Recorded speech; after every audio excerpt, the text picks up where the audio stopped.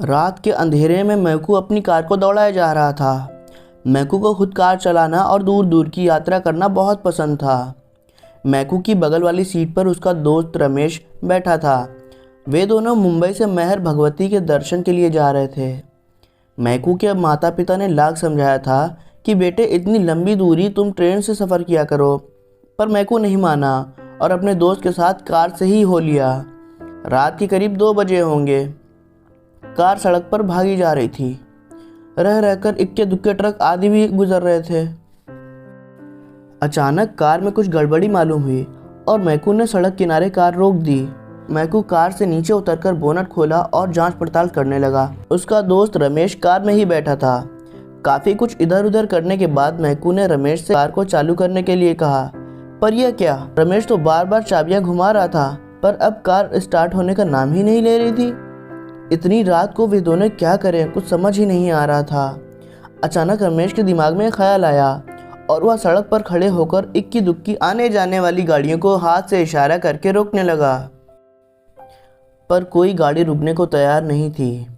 ऐसा भी हो सकता है कि रात का समय और सुनसान इलाका होने के कारण कोई रिस्क न लेना चाहता हो, क्योंकि हाईवे आदि पर रात को लूटपाट आम बात थी। अचानक उन्हें एक कार उनके पास आकर रुकती हुई दिखाई दी।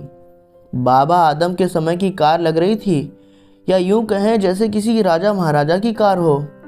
कार के रुकते ही मैकू भागकर उस कार के पास गया। उस कार में ड्राइवर के अलावा 3 लोग और बैठे हुए थे। इनमें से 3 महिला और एक किशोरी थी। मैकू ने कार में बैठे लोगों से कहना शुरू किया कि मेरी कार ख़राब हो गई है, कहीं अगर आसपास में कोई बस्ती या गैराज हो तो वहाँ उसे पहुँचा दिया जाए।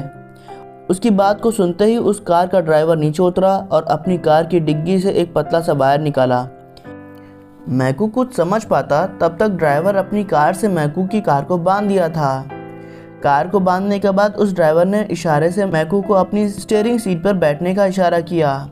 मैकू ने स्टीयरिंग पर बैठते ही रमेश भी मैकू की बगल वाली सीट पर बैठ गया।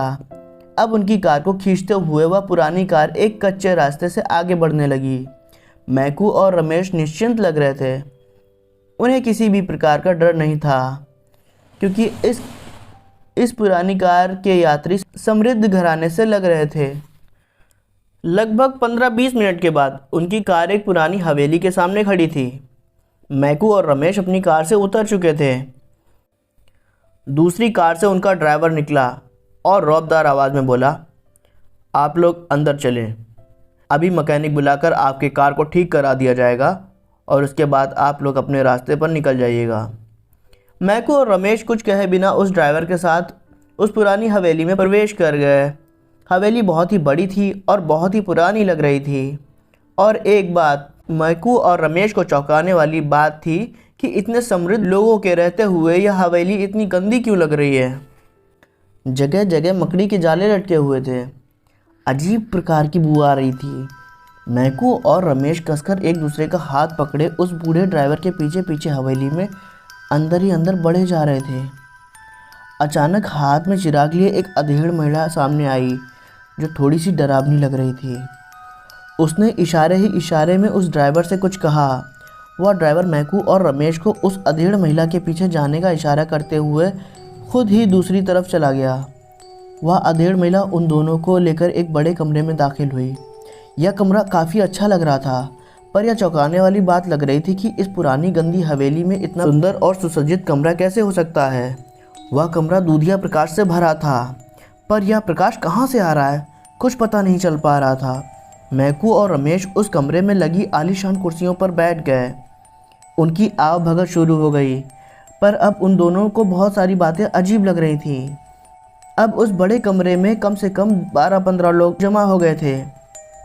कहीं स्वादिष्ट भोजन की खुशबू आ रही थी तो कहीं पैगों का दौर शुरू हो गया था। मैकू तो आए दिन दूर दूर की यात्राएं करता था। रात बिरात वह कहीं भी चला जाता था। उसे भूत प्रेत पर विश्वास तो था, पर वह एकदम निडर स्वभाव का था। पर आज निडर मैकू को डर लगने लगा था कि वह और उसका दोस्त किसी बड़ी मुसीबत में फंस गए हैं। उसके आसपास के लोगों का व्यवहार कभी कभी अजीब चौंकाने वाला होता लग रहा था। मैकू फिर भी डरा नहीं और उसने हिम्मत से काम लिया। उसने अपने दोस्त को उठने का इशारा किया और पास में लगे एक सोफे पर बैठने का इशारा किया और इशारे में यह भी कहा कि तुम कस कर मेरा हाथ पकड़े रहना और डरना तो बिल्कुल भी नहीं। अच्छा, तो यह बात थी। अब मैकू और रमेश जिस सोफे पर बैठे थे वहाँ पास ही में एक आलीशान शीशा लगा था। मैकू कनखी आंखों से रह रहकर उस शीशे में देख ले रहा था। रमेश को अजीब लगा कि मैकू उन कुर्सियों पर से उठकर इस सोफे पर क्यों बैठा। शायद मैकू ने रमेश के जहन में उठने वाली बात को समझ लिया था। उसने उसे शीशे में देखने के लिए इशारा किया। अरे यह क्या! ज्यों ही रमेश ने शीशे में देखा, उसकी सिट्टी पिट्टी गुम हो गई। भय से उसका चेहरा पीला पड़ गया। दरअसल उस कक्ष में चलते फिरते अच्छे लोग इस शीशे में बहुत भयानक लग रहे थे। इतने भयानक कि रमेश का कलेजा उसके मुंह में आ गया। वह पसीने से तरबतर भीग गया। शीशे में उसने यह भी देखा कि यह लोग जो पानी या मदिरा पी रहे हैं वह खून जैसा लग रहा है। यह लोग जो खा रहे हैं वह किसी की मांस या हड्डी लग रही है। अब तो वह पूरी तरह से परेशान था क्योंकि उसे लग रहा था कि अब उन दोनों का बचना असंभव है।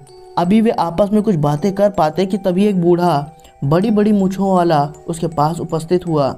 वह लोई ओढ़े हुआ था और उसके पीछे पीछे 2-3 सेवक टाइप के लोग जो भूत थे। वो बूढ़ा मुस्कुराते हुए मैकू से बोला कि आज उसकी पोती का जन्मदिन है।